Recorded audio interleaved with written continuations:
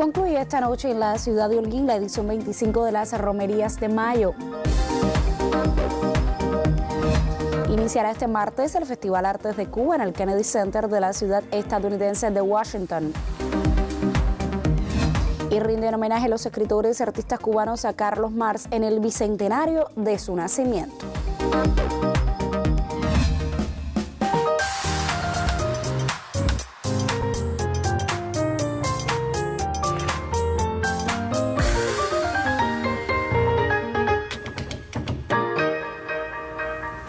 Saludos desde La Habana. Abrimos la semana de emisiones del noticiero cultural de la televisión cubana este lunes 7 de mayo de 2018.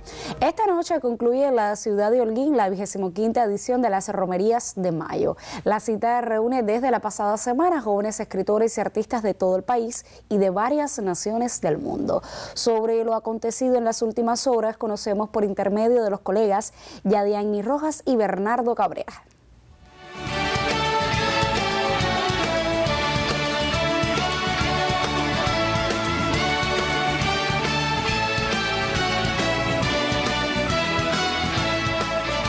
Diversas manifestaciones del arte confluyen por estos días en Holguín, una ciudad que vuelve a convertirse en la capital del arte joven en el país. La mayor fiesta del arte joven en Cuba, en su 25ª edición, se convirtió en el espacio ideal para presentar el libro Apuntes en torno a la guerra cultural, del escritor y ensayista Abel Prieto Jiménez, ministro de Cultura. El volumen, bajo el sello de Ediciones La Luz, casa editora de la Asociación Hermanos Saiz en Holguín, reúne una serie de ensayos compilados por Ernesto Limia. El texto constituye una herramienta útil al lector y a los jóvenes artistas para comprender y deconstruir los mecanismos y formas de dominación cultural en un mundo contemporáneo signado por la hegemonía de las industrias culturales, los medios de comunicación y las nuevas tecnologías. La propuesta nos mueve a la reflexión y al debate intelectual sobre los presupuestos que subyacen en la llamada industria del entretenimiento y la superioridad del mercado ante el verdadero arte. A la sesión asistieron además Abel Acosta, viceministro de Cultura, las máximas autoridades políticas y gubernamentales de Holguín, la Presidencia Nacional y Provincial de la Asociación Hermanos Saiz y jóvenes artistas e investigadores que participan en esta edición de las Romerías de Mayo. El ministro de Cultura, Abel Prieto Jiménez, también presenció la maestría de la Orquesta Sinfónica de Holguín, que se presentó en el Teatro Comandante Eddy Suñol como parte de las actividades de esta 25ª edición de las Romerías de Mayo. Bajo la dirección del maestro Oreste Saavedra, el conjunto local interpretó varias piezas del panorama cubano y foráneo, como la Bacanal, Danzón número 2 y el concierto de Aranjuez del español Joaquín Rodrigo. Para deleite del público holguinero, los instrumentos de cuerda y viento de la agrupación se fusionaron en la velada musical con el guitarrista habanero Alejandro Acosta, ganador de varios concursos nacionales e internacionales. La exposición personal El Caribe Min, imagen, caligrafía y verso del artista de la plástica Flora Fon destaca entre las propuestas de Babel, espacio para resaltar las artes visuales dentro de esta 25ª edición de las Romerías de Mayo. La muestra vincula de manera singular la cultura asiática y caribeña, una continuidad de la estética asumida por la autora en gran parte de su obra. La reconocida artista compartió además con estudiantes de la Academia Provincial de Artes Plásticas El Alba de Holguín y presentó una multimedia con un recorrido por su trabajo.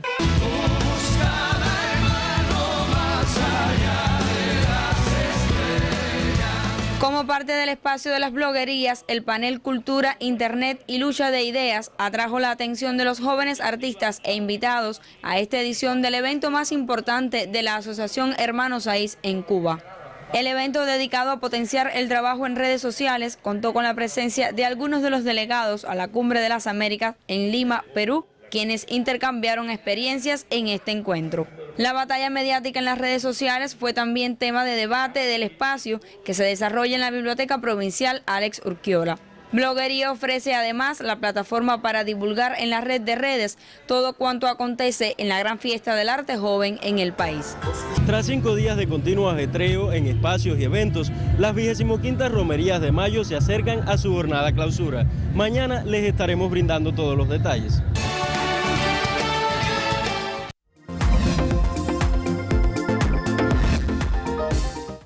Iniciamos nuestro recorrido por lo que publican las páginas culturales de otros medios de prensa.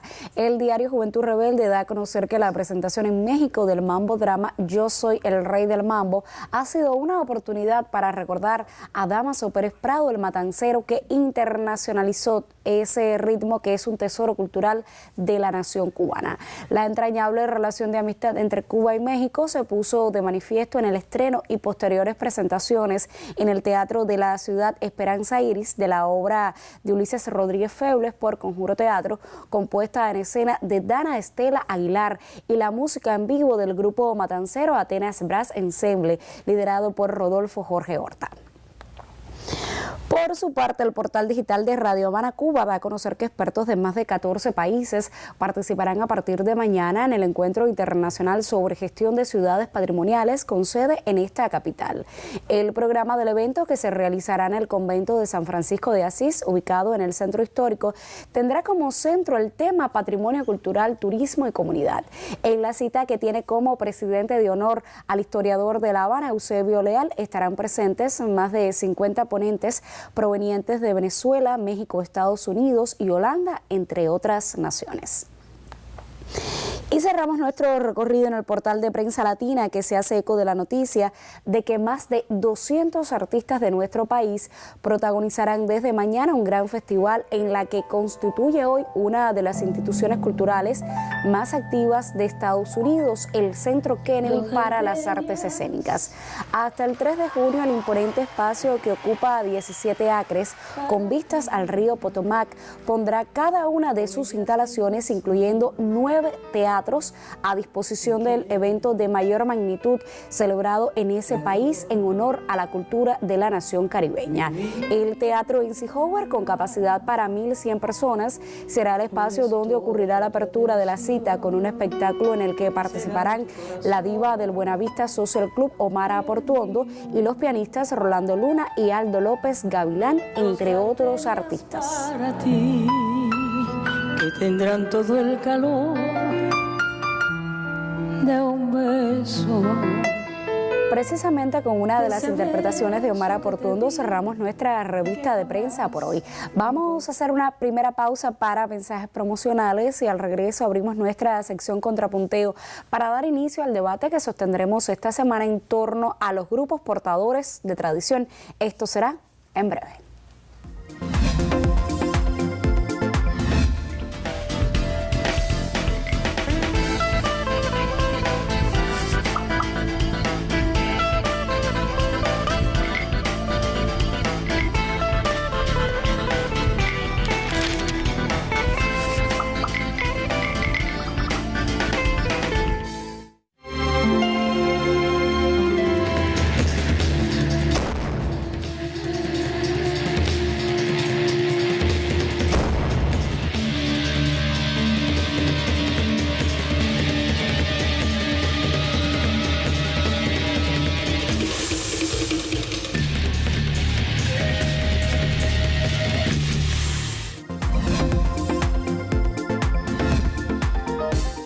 Como han publicado otros medios de prensa, este sábado intelectuales cubanos de varias generaciones celebraron el cumpleaños 200 de Carlos Marx en la Sala Villena de la sede nacional de la Unión de Escritores y Artistas de Cuba en el Vedado capitalino. En el encuentro se debatió sobre la obra y los aportes de Marx y la vigencia de su pensamiento. En la velada intervinieron los intelectuales Víctor Fowler, Enrique Ubieta y Paquita Armas, entre otros. De manera especial compartió el encuentro el destacado actor Michael Iscue, quien protagoniza la obra Marx en el Soho, cuya versión televisiva pudo ser apreciada este domingo por Cubavisión y a quien gustosamente recibe hoy la colega Magda Rezic en su segmento de entrevistas en primera persona.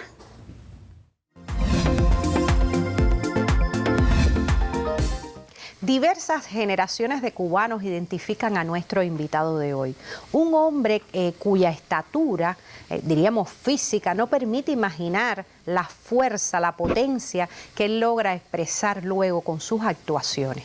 Un hombre que ha conquistado al público infantil, cosa bien difícil, pero que también enamora a los adultos que asisten al teatro, convocados por su pasión por las artes escénicas. Se trata de Michaelis Cue, a quien mucho agradezco su presencia en nuestro noticiero cultural. Bienvenido. Gracias. Un placer muy grande. Muy lindas palabras. Y lo recordamos desde la sombrilla amarilla a otros tantos personajes, pero quiero detenerme en la sombrilla amarilla, porque de cierta forma el niño que fue Michaelis no ha muerto y así lo demostró. Claro. Y ese es un espacio televisivo que le sirvió para mucha gloria entre los pequeños. Sí.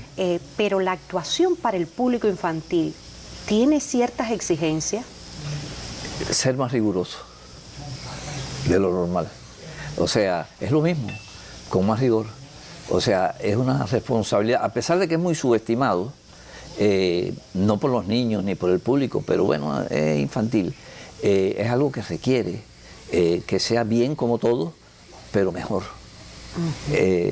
Y algo que en lo que tú empezaste, y es que uno tiene que sacar al niño que fue o el niño que... Recuerdo que cuando nosotros empezamos a grabar, en los primeros capítulos, Norma Reina, la que hacía la Marcolina, llegó y de pronto me dice, ¿qué hago?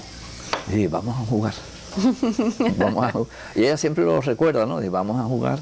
Y con Mariela, y esa era la tónica. Estábamos, Luisito, el coordinador, estábamos a jugar. Cada día. En ese juego permanente, la actuación es un mundo impresionante y muy exigente. Pero ¿qué es actuar? Le puede parecer elemental la pregunta, pero ¿qué es actuar? Oye, nunca me habían hecho esa pregunta. Actuar es un gozo enorme. Por eso mismo que estábamos hablando, porque es entregarme no sé, a brindar un mundo interno, un mundo que esté muy impregnado de verdad, de desgarramiento, de alegría. Actuar es para mí un estado de éxtasis cuando lo hago. Es algo realmente, y una gran responsabilidad también. Maestro, hay un monólogo suyo que ha dado mucho que hablar, entre tantas otras actuaciones suyas, pero es un monólogo que pronto se repondrá y que yo creo que vale la pena traer de vuelta y presentarlo en el noticiero cultural, y que tiene que ver con una figura también emblemática de la intelectualidad de izquierda, que es Howard Zinn. Ese monólogo que se llama Marx en el Zoo, ¿qué impuso al talento actoral de Michaelis Cue? Bueno, siempre se dice esa palabra, pero es la exacta. Fue un reto. Yo he contado mucho esto. Es un monólogo que pasó por muchas manos, porque de cierta manera era un interés en que se hiciera y todo el mundo le temía. Y cuando llegó a mis manos, tú misma empezaste diciendo que yo soy como el actor que menos la gente veía para hacer ese personaje. Y cuando yo lo leí, esto es mío. Y empecé a trabajarlo y los compañeros me decían, pero tú te has vuelto loco.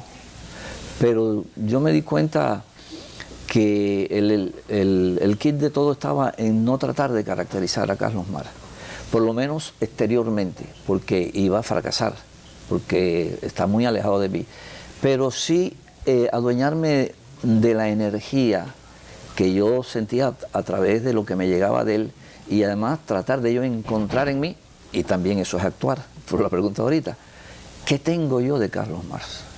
A partir de del humanismo que se desprende de su trabajo, de sus ideas, y ahí fue, yo creo que el encuentro, el Carlos Marx que yo llevo dentro, es el que tengo que hacer sin preocuparme de lo demás. Y entonces era muy hermoso porque la gente iba y me decía al final, no es Carlos Marx, pero es Carlos Marx. Y entonces fue, y además lo hice con mucha alegría también, o sea, porque yo sabía que iba a dar gato por liebre. Porque la gente esperaba un teque, no va a ser un teque, pero oye, pero ¿cómo se va a hacer Carlos Marx un teque, no? Y me fui por el ser humano, el padre, el marido, el amigo de Engels, las vicisitudes, las alegrías, un hombre que sufrió mucho, y todo eso me fue llevando a esto que además, eso sí, yo pensé que ibas a tener corta vida, porque de todas maneras era un espectáculo teñido con una figura, y no. Y resulta que no, que ahora lo retomamos nuevamente. No, y yo no he dejado de retomarlo, incluso he hecho un periplo latinoamericano muy grande. Ahora el mes que viene me voy a Paraguay con él, o sea, me invitan. Es un monólogo que se comunica de una manera extraordinaria y además con todo tipo de público. No es un problema de especialista ni de... se comunica. Bueno, yo mucho le agradezco a Michael Iscué su presencia en nuestro noticiero cultural, acercándonos a la naturaleza de la actuación, a los encantos que tiene para un hombre que acepta cualquier reto actoral con la conciencia de que el talento, la disciplina y también ese sentido agudo del investigador que hay tras él lo puede ayudar en la conquista de sus públicos. A ustedes les recomiendo que se mantengan con nuestro noticiero cultural. Y ya es tiempo de abrir nuestra sección contrapuntada para presentar el debate que sostendremos esta semana en torno a los grupos portadores de la tradición cultural cubana. La periodista Dianelis Hernández ofrece un primer acercamiento a este tema.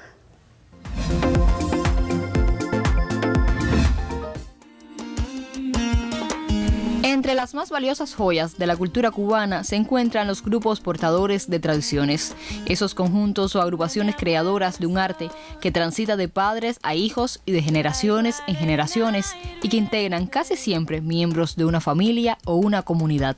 A conocer sobre los grupos portadores en Cuba y su situación hoy, dedicamos este contrapunteo.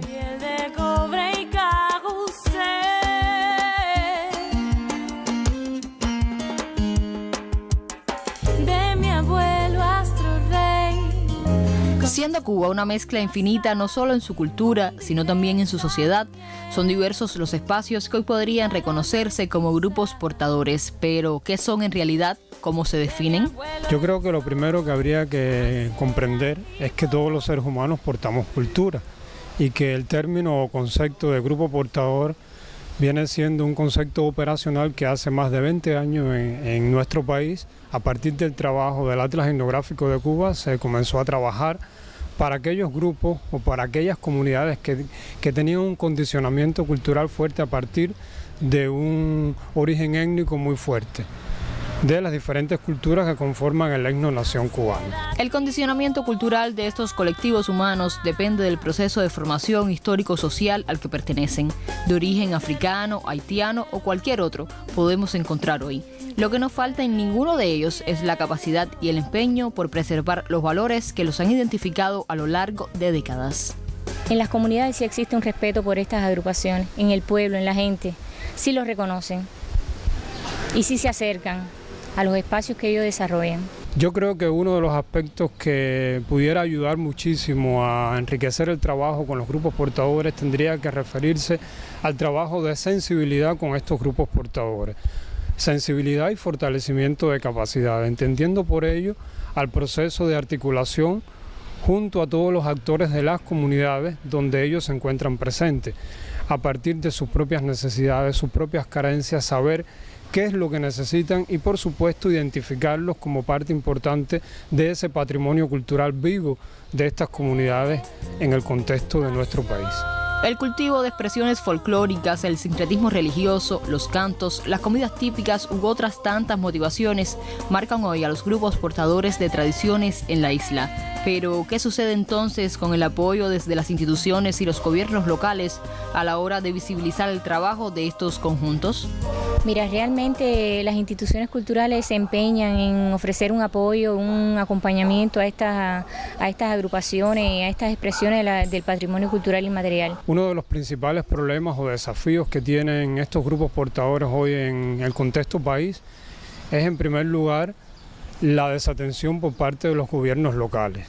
Un aspecto importante a tener en cuenta, pues consideramos que es ahí donde se encuentra el núcleo duro de la cultura cubana, es la esencia de la cultura cubana de estos grupos para a partir de su andar y de su cotidianidad, por supuesto, el respeto a lo que ellos hacen y con las propias prácticas cambiantes, por supuesto, cada día, porque son los propios grupos humanos que van cambiando, son, digamos, las comunidades que van enriqueciéndose con nuevas costumbres, nuevas tradiciones. Mucho queda por hacer y es imprescindible prestar especial atención a los espacios donde podemos encontrar a estos grupos portadores de tradiciones. La pervivencia de nuestra identidad y lo que somos hoy, en buena medida, ahí se explica. No se pierda esta semana el debate.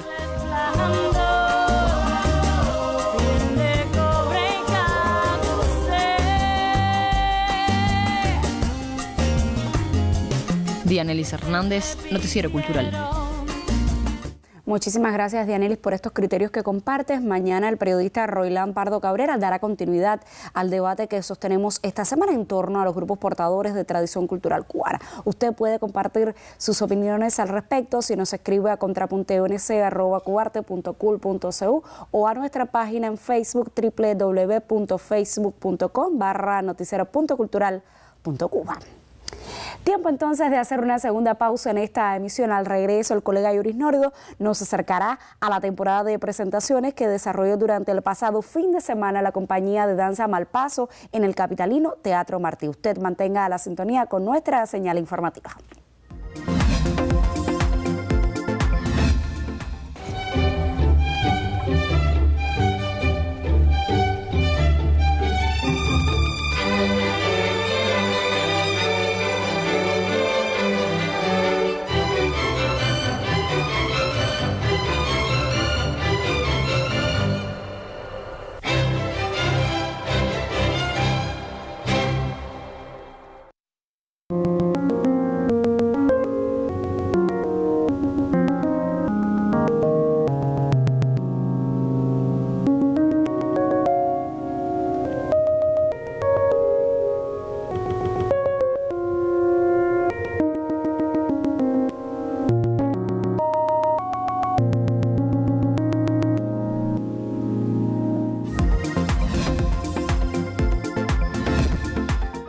La compañía Malpaso presentó este fin de semana en el Teatro Martí un programa con obras de reconocidos coreógrafos y de creadores emergentes. El periodista Yuris Nórdigo asistió a una de las funciones y hoy nos comenta. Bienvenido. Muchísimas gracias, Gentile, qué placer saludarte.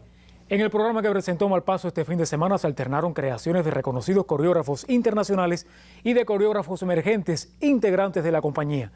La buena noticia es que las obras de los nuevos no desmerecieron. Las propuestas sostuvieron un buen estándar de calidad de principio a fin, aunque el conjunto, o sea, el programa completo, pueda parecer hasta cierto punto monocorde. Es que las piezas tienen mucho en común, desde el entramado plástico, la ropa utilizada, la falta de elementos escenográficos, los diseños de iluminación, hasta la música y las pautas del movimiento, una vocación moderna con aires del neoclásico, y la utilización del espacio. Pero eso no tendría por qué ser asumido como un defecto, para algunos incluso sería una virtud. Después de ver Ser, de Beatriz García, uno podría pensar que se trata de una coreógrafa hecha. Hay una madurez, una enjundia, una facilidad para sugerir sentidos que apuntan a una creadora con más itinerario.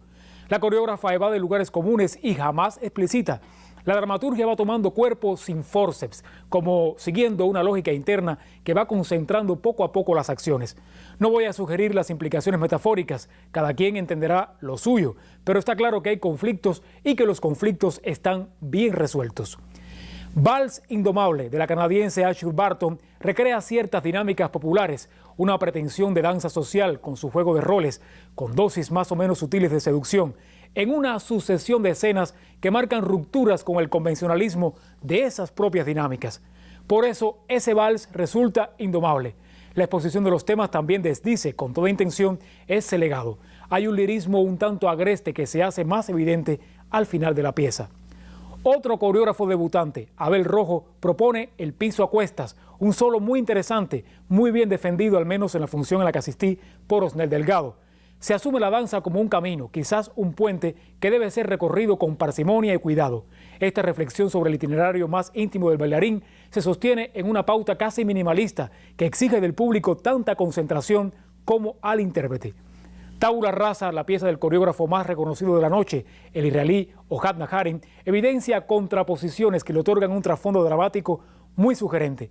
La alternancia de tempos y composiciones, la manera en que se asume y se fractura el ciclo, crean un sistema complejo de una densidad conceptual que, sin embargo, nunca se trasude o nunca se traduce en tedio. Muy interesante la caligrafía del movimiento, la relación entre los solistas y el grupo. Por último, unas palabras para reconocer el nivel técnico e interpretativo del elenco. Son buenos bailarines y muestran un compromiso plausible con lo que bailan. Indira. Muchísimas gracias, Yuri. Te espero el cierre de esta semana. Y del panorama de la danza seguimos hablando en esta emisión. Viajamos ahora a Las Tunas para conocer sobre el más reciente estreno del joven proyecto Peldaños. Desgarramientos, soledad, encuentros y desencuentros, esperanzas y afanes por escalar a toda costa, actitudes solidarias o su reverso. De todo eso y más se habla en la obra Sobre mi cuerda del proyecto de danza contemporánea Peldaño, dirigido por el coreógrafo, bailarín y profesor Yadismil Laite Chacumbele para todos sus homólogos del ámbito escénico tunero. Una mirada a las vivencias de la contemporaneidad transmite esta pieza, palpable evidencia de la calidad de las actuales generaciones de estudiantes de la danza en Las Tunas. Limpieza de movimientos, lograda emotividad, acertada selección de la música se conjugan en Sobre mi cuerda. Piezas como Vivir al borde del cantautor venezolano Fernando Osorio y Foto de familia de nuestro Carlos Varela contribuyen a reforzar una trama que a muchos hace pensar y más allá de un final optimista acongoja en más de una ocasión. La vida hay que verla positivamente, es ir paso a paso. Peldaño a peldaño vamos creando una cadena más fuerte y más positiva entre nosotros, es la realidad.